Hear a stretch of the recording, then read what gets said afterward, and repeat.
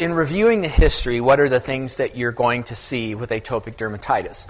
Well, obviously one of the things is history of pruritus. That's going to be one of the top things here. Pruritus perhaps beginning with not many lesions. The classical dog that with allergies, with atopic dermatitis, has a lot of itch, but upon examination, they may look okay. If you took a picture of the dog, there might not be very much to see. Yet this owner is complaining that the dog's keeping them up at night, scratching and chewing and biting because the itching is so intense. Now, allergy is a young dog disease, so you should have some indication that at least the onset was quite young, and that means maybe less than 3 years of age. It's uncommon, not impossible, but uncommon for allergies, especially environmental allergies, to begin at 7 or 8 years of age. So if a dog comes in and really has never had any problem at all with their skin, and all of a sudden at age 7 or 8 becomes itchy, allergy wouldn't pop into my mind initially. Maybe food allergy would, because that can start at any age. But environmental allergy, atopic dermatitis, almost always there's some indication.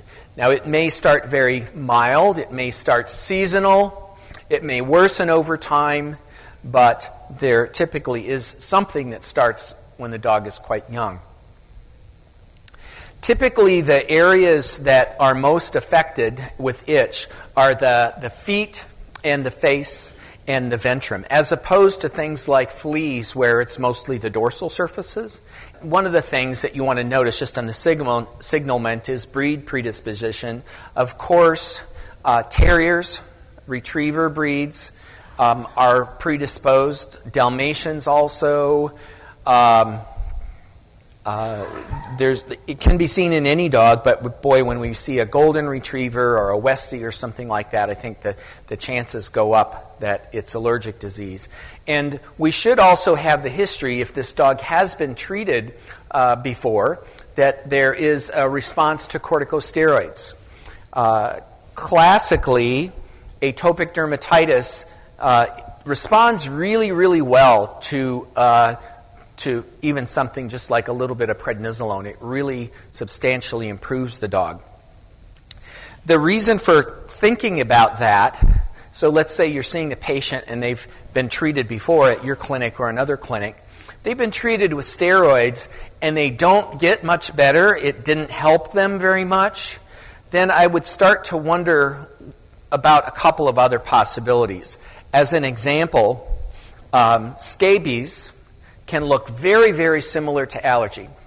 Really, really similar. That they get confused sometimes. Mites are hard to find. Itch is often in the same place. But scabies, if you give a dog with scabies some Pred, it may help a little bit, but not very much. They're still going to be madly itchy. Same thing with food allergy.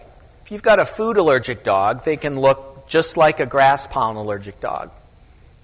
But if you give them a little bit of Pred, that food allergic dog probably isn't going to improve very much. Whereas the atopic dog, the dog with environmental allergies, should improve a lot. So we sometimes use that as kind of an indication.